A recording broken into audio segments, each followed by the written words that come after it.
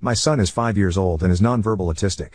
When I was pregnant, my grandfather-in-law Robert Sr. told me that if I had a son and named him Robert IV, he would inherit the family fortune of several $1,000,000 worth of real estate and investments. This was his dying wish that his name lived on. I of course didn't know that my son would be nonverbal autistic, but I agreed to it because I wanted to do what's best for the family. My grandfather-in-law told me that his will was that the property be passed to his son Robert Jr., my Phil, and then to his son and my husband, Robert III, and then left to our son Robert IV, who would most likely pass it on to his son one day. Well, he passed shortly after and left everything to his son with future intentions known and agreed upon. I had my son Robert IV and I thought that would be the end of it. Until a week ago. My Phil has 2 sons.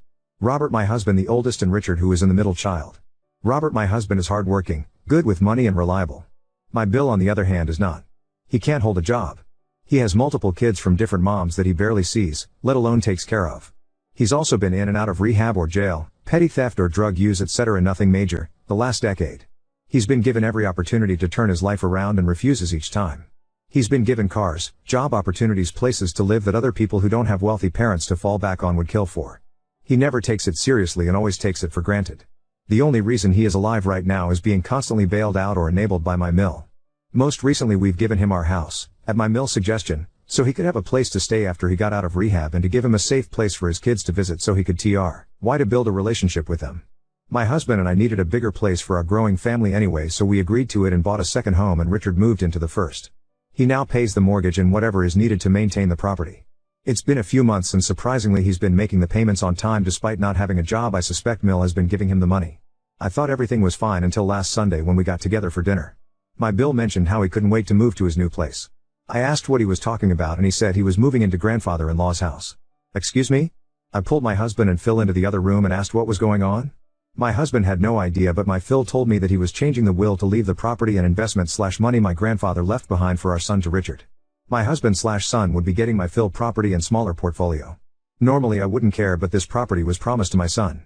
My son is nonverbal autistic, which we didn't know when grandfather-in-law passed away. I'm not sure if he'll ever be able to live on his own or take care of himself after we're gone. My husband and I always planned if that were the case our son could move into the property guest house and rent out the main home, which is currently being used as a family beach house for weddings or events or reunions, etc. He could survive off that and the money from the portfolio to pay for a caretaker. This would give him a chance to live independently, and if he turned out to not need additional support in the future, then it was his to pass on or live in or whatever.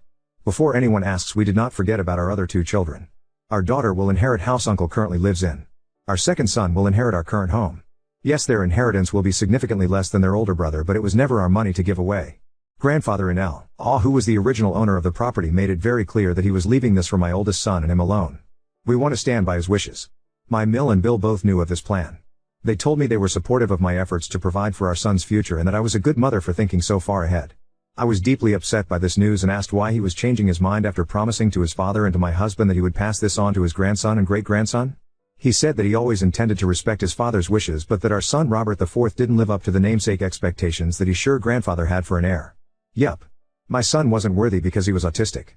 Since he knew that my husband would honor his word and leave it to our son, he thought it would be best if he cut my husband out altogether and leave it to his other son Richard. I asked him why he would leave it to someone as reckless as Richard when his youngest Rachel was more financially responsible. He said it was because only a son could be an heir. Apparently my Mill has also been pressing for months to give Richard the home, and that Richard told him that he deserved better than our charity. That since we had 2 homes, that we saved and paid for on our own, that it was only fair if he was given grandfather's property and money. I immediately excused myself, grabbed my kids and left the house. My husband and I talked, and while he's upset about what happened legally, Grandpa left the home to his dad and he isn't obligated to leave it to him in spite of his promise. He says that he's sure we'd find another way to provide for our son if he needs it. That, however, isn't good enough for me. We busted our butts and sacrificed so that we could give all of our children a home to live in someday. Now we're being put into a position to where we have to choose which of our children get a home? Not to mention if our son does need additional support and income, he's going to have to live with us and off of our income and will not have the chance to be independent. This is when I thought about the dirty little secret buried in the family skeleton closet. 2 years ago my husband and his 2 siblings were gifted those DNA tests for Christmas and found out that Richard was only their half-brother.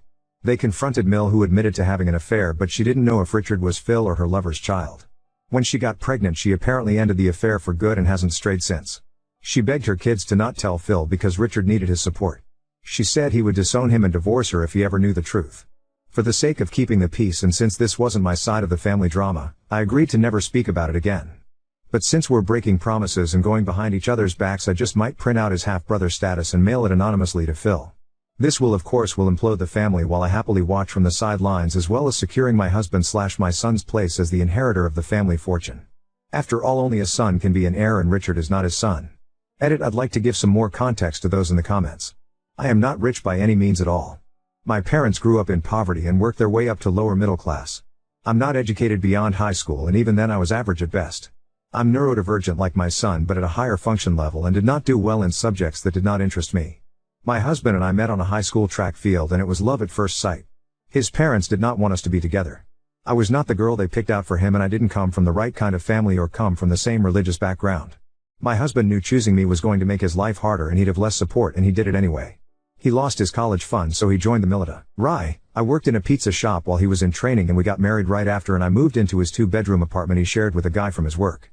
I worked at a Waffle House around the corner while he took college classes online. We worked hard to get where we are now. He got out after finished college and we moved back home and bought our first house, a small 3-bed 2-bath. I want to point out that in the first 5 years of our marriage, while they didn't accept me, they were never mean or rude to me. They called their son regularly, they were always cordial about me and asked how I was, and always sent gifts on Christmas and our birthdays. After we moved back and they actually got to know me, we became a lot closer. I also converted to their religion, and I felt like they were starting to accept me, and when I got pregnant with our son, I was officially a part of the family. I did not see any reason to not trust them or believe them when my grandfather-in-law asked me to name my son after him. My husband is a very sincere and honest person, so when he told me they were serious, that's all I needed to hear, and I agreed to it for the sole purpose of securing a better future for my son. I wanted to name my son after my own father and grandfather, and they knew that, and it was incredibly difficult to go to my dad and tell him I changed my mind and he wouldn't be named after him but instead after my husband and father-in-law. I could tell he was disappointed, but he agreed that I was doing the right thing for our son. So for them to put me through that, robbing me of the chance to pick the name for our firstborn under the promise of he will want for nothing, and then to snatch it away because he wasn't the kind of namesake you wanted, because he was autistic, because he wasn't the perfect heir they imagined, and they expect me to bite my tongue and be okay with my son being screwed over? Hell no. We're going to be visiting my extended family for the summer next week. I'm going to have my friend mail it from a local post office a week or two after we leave, so there's not a trace back to us, and we'll see what unfolds from a distance. Edit. Jesus people. I get it. I will clean up the story. Look. I added periods. Are you happy now? Small update: I've taken the comments seriously and I have formulated a plan to orchestrate this from the shadows. So far I've executed step 1 and 2. My Mill has 2 sisters. One lives only an hour away and has a drinking problem and loose lips after she's had a few. I figured if anyone had dirt on who Richard's biological father is, it would be her. I dropped by unexpectedly to Great Auntie's house with a nice bottle of tequila, and after a few she was in the golden state of being sober enough to accurately spill the tea but drunk enough to forget telling me. I've got a name and that he was local to the area. I've decided to hire a pie whom I just got off the phone with. I've asked him to find the guy and let me know when he does. Update 1. I was visiting my family when one of my children got very sick and was hospitalized for a week. They are doing well and we are home now and will be getting surgery to correct the problem soon, so there is no need to worry on that end. That being said, up until a few days ago my entire focus was on my child and their well-being, so I put all of this on the back burner. I found Richard's biological father fairly quickly via Pi and requested that he collect an item with saliva on it and send it to a company with Richard's toothbrush I stole while visiting a few weeks ago before I left to see if they were in fact a paternal match before I put my plan into motion. I received confirmation via email and requested Richard's father's address from my Pi and got to work. I called my friend and told her to expect a package in the mail and asked her if she could open it and put the sealed, addressed and stamped envelope in the mail for me, and she agreed. Inside that envelope was a letter I typed and printed from the hotel office area claiming to be my Mill, and that I recently found out via DNA testing kit that my husband wasn't Richard's father and that the only other man it could be would be him. I told him that I had hired a Pi to collect his DNA so that I and he had 100% proof of his paternity to Richard and the DNA was a match. I told him Richard wanted to meet him at least once so he could have some closure and offered him a large sum of money if he could make this happen.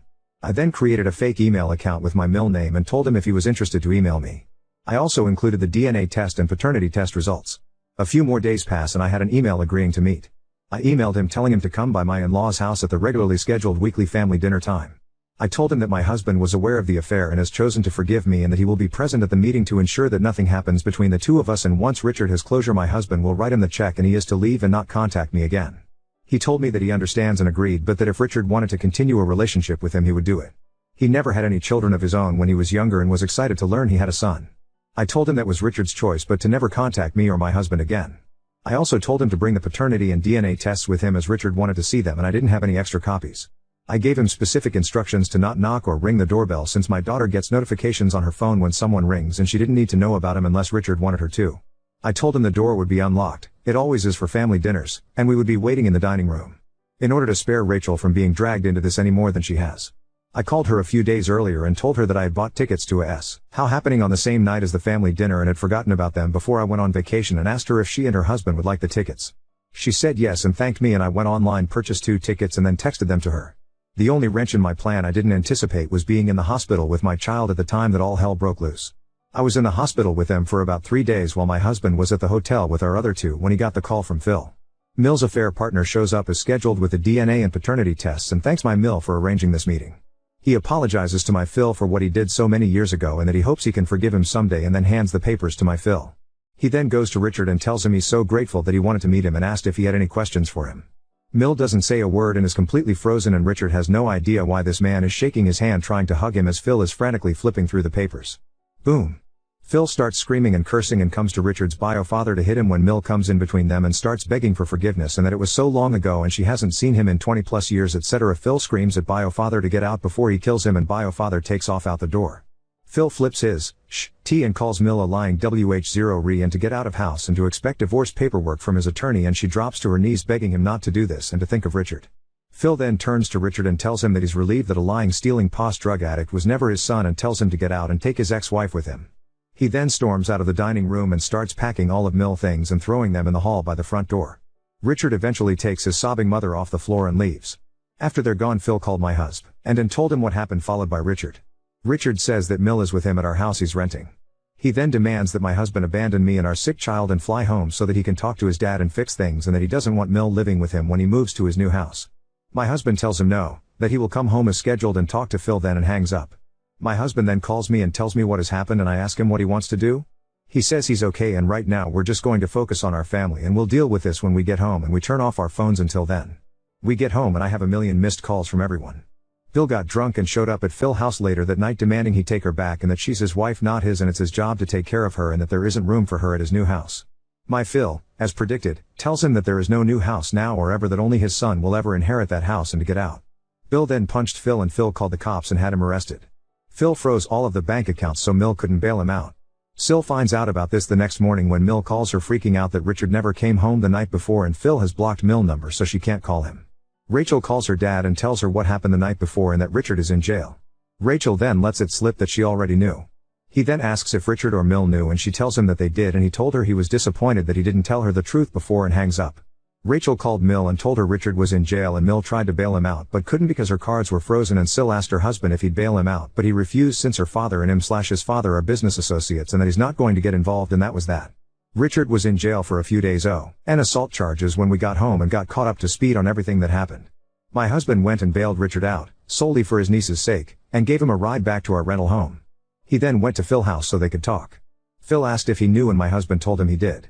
Phil asked him why he didn't tell him the truth and my husband told him he wanted to but that his mom begged him not to and that she was sorry and that it would never happen again and that he wanted to protect both of them and his siblings from the pain of a divorce.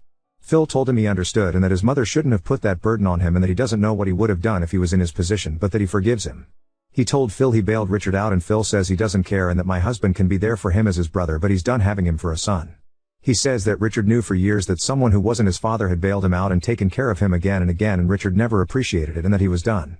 He asked Phil if he was really divorcing his mother and he said he was. If she had told him about the affair when it happened they maybe could have worked past it, but she lied to him for decades and he can't forgive that, and he can't forgive that she passed off another man's child as his son. He's done with her and never wants to see either of them again. He then apologized to my husband about the house and that he knew it was wrong and that all of this has reminded him about the importance of keeping your vows/promises. He would have his attorney correct the will to its original state before filing divorce proceedings. Phil and Mill signed a prenup with an infidelity clause so she will get nothing she didn't come into the marriage with, so she cannot interfere with the will or the house anymore. He did however request that my husband honor his request and not allow Mill or Richard access to the property. Why? My husband agreed but said that he still needed to make sure that his mother was taken care of. Regardless of what happened, she's still his mother. Phil then offered to build a Mill suite at our rental home with Bill so she could have somewhere to live and someone could keep an eye on Richard and his kids. My husband asked if he would drop the charges against Richard for the sake of his kids, and my Phil said he'd see what he could do about it. My husband thanked him for talking to him and that he'd see him again once our child was feeling better. My husband called my Mill, who is still a wreck, and told her what they talked about and about her moving in with Richard and she's lost it. My husband then reminded her of their prenup and that he had kept her secret for as long as he did and now he needed to stand with his dad, and she reluctantly agreed.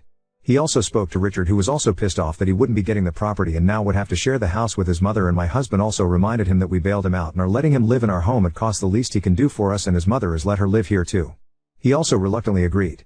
Finally my husband called his sister to see how she was doing. She and Phil had a long talk and they're doing okay. He was disappointed that neither Rachel or my husband told her the truth, and that hurts, but that he still loves her and that he will always be there for her, but that he just needs some time to work through things, and he's going to call her and my husband when he's ready for us to have a family dinner again, but that we'd be going out to eat from now on. My husband and I had a long talk about how he feels, and he says he feels good getting the weight off his chest and having it out in the open. He feels bad about his mom, but that she made her choices and has to stand by them, and that he will make sure that she is taken care of if Richard drops the ball. We aren't sure what that low ox like yet, but we'll cross the bridge when we get to it. I asked him how he felt about the will being reinstated, and he said that he's relieved that we don't have to worry our son anymore and that he's grateful that everything worked out the way God intended it to. As for Richard's bio father, he emailed me after the dinner and asked what the hell happened, and I told him my husband couldn't handle seeing the man who slept with his wife in person and lost it. He was free to reach out to Richard and arrange a meeting if he wanted to, and to not contact me again. I sent him Richard's phone number and deleted the email address. I have no idea if they are in contact or have any current plans to meet. Now on to second story. Neighbor kept invading my privacy, from snooping through windows to crashing my dinner, and now I suspect she stole my clothes. I recently moved into a new house in a small gated community over the summer. This is the first time I've lived in a house since I was little. When I moved in, I received a lot of welcome gifts from my neighbors since it's a very tight-knit community. This is how I met most of my neighbors, including Dana and her husband. Dana is my next-door neighbor. The first time we met, Dana came to my front door with her husband and 3 sons to introduce themselves. They brought me homemade cookies as a welcome gift. Her sons were really into dirt bikes and saw mine in the garage as I was moving in. I told them they could come over and check them out anytime they wanted. I was being nice. Dana never really said anything or gave out any red flags.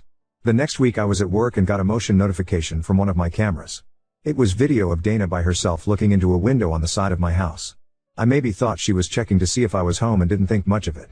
Then I get a text from her later that day asking me when I would be home since her sons wanted to come over and check out my bikes. I replied that I would be working late, and she responded that she would let her sons know. Nothing ever really happened for a few weeks. The second event was a Saturday night. She knocked on my front door and asked if I would like to come over for dinner. I didn't really have much going on, so I said sure. I go over to her house, and I'm expecting her family to be there. Nope, it was just her. She said that her family was visiting a family member. I didn't want to be rude, so I ended up staying. Dana is a big talker, so I barely got a word in that night. It felt strange, but it was just a conversation. I saw her husband Chris a few days later while checking the mail, and he asked me if I enjoyed Dana's cooking. I responded it was great, and I wish he could have made it. So I guess he knew about us having dinner and was fine with it. The third event was a few days ago. My camera caught Dana walking in my backyard by herself looking into my shed. I confronted her on the phone, and she said she was just looking for a shovel. I informed her that my tools were in the garage and made sure to let her know I can see everything on my cameras. She apologized for not asking me before coming over. She later that day sent me a picture of my boat in my driveway asking if I could take her out in it. I left her on read. The latest event happened last night. I had my somewhat new girlfriend over at the house. We were grilling in the backyard having a good time when all of a sudden Dana shows up with her boys and literally self-invited her family to dinner. It was extremely awkward for everyone. I tried telling them that I didn't have enough for everyone. Dana claimed that her family wasn't that hungry. Dana didn't leave until my girlfriend left. I'm extremely confused if Dana is into me or just has no social awareness. The only thing at this point keeping me from straight up confronting her is that we are neighbors, and have to live next to each other. Her husband has been nice, and doesn't give off any strong GE vibes. What do I tell her to leave me alone? Do I need to wait for her to do something again? Please help. Oop, I have blinds on the house. In the video it looked like she was trying to find a window that was open. When I first was moving in I left my garage open, and went to lunch. A box of my clothes labeled clothes was missing. At the time I thought maybe I lost it in the moving process, but now I think she had something to do with it. Update 1. Original post on this account. Wow, wasn't expecting the original post to blow up the way it did. I would like to thank everyone for their advice. Turns out that the people who said she was into me were right. Dana texted me last Thursday letting me know that her family were going out of town for the weekend. She said that she would be lonely and wanted to know if I'd keep her company. Said something like she's grateful to have such a young and strong man in her life, referring to me. I'm 90% sure that means she's into me. I politely declined by telling her that I would be with my girlfriend. Friday night I'm chilling with my girlfriend at home and Dana knocks on the door. I'm so thankful for my girlfriend, because she let Dana have it. We didn't hear anything from Dana the entire weekend. I guess now Dana is mad because she issued an HOA violation for my trash cans being in the wrong place.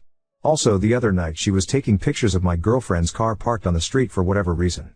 Yesterday I had a conversation with one of my neighbors who let me know that Dana and her husband are apparently in an open relationship, because her husband is bi. Anyways, not really my problem, and I'll just deal with them as my neighbors. Ever since my girlfriend had that talk with her, she hasn't been on my property.